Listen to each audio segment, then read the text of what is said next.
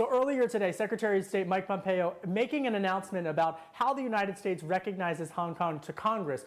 Tell me about the announcement and what it means. Yeah, thanks for having me, Kevin. This is incredibly important announcement by the Secretary of State, and principally because since 1997, we have not had to certify what the Secretary did today, essentially that we are saying that Hong Kong does not continue to warrant treatment under U.S. law in the same manner that U.S. laws were applied to Hong Kong before July 1st, 1997. So what does that mean, essentially? What that means is that we can no longer, in good conscience, the Secretary of State can no longer certify that Hong Kong enjoys the high degree of autonomy.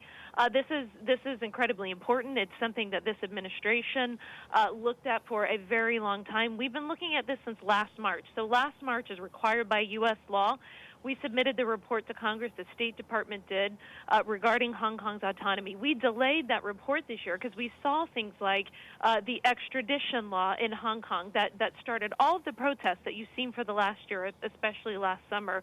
We saw arbitrary arrest, right? We saw pro-democracy advocates that were arrested, heavy-handed tactics against those protests.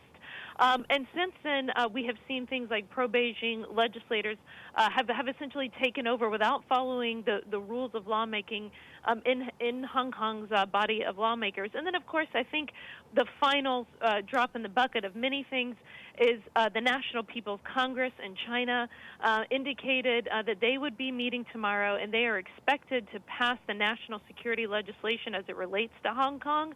And this essentially says that Hong Kong authorities can bypass the basic law.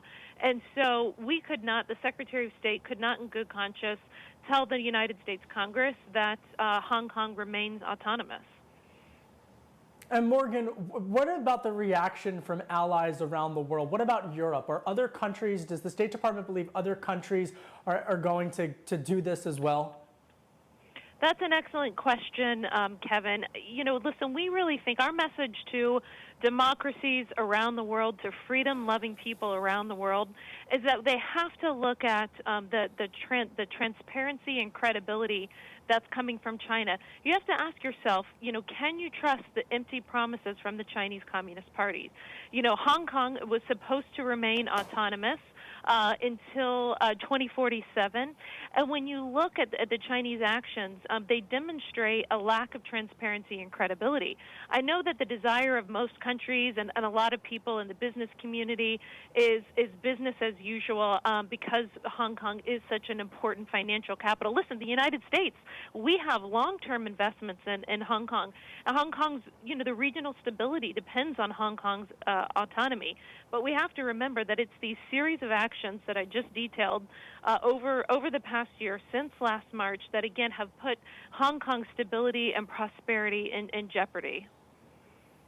Morgan, we have 30 seconds left. I just want to ask you this. What's the timetable on Congress passing this legislation? Do you expect it immediately?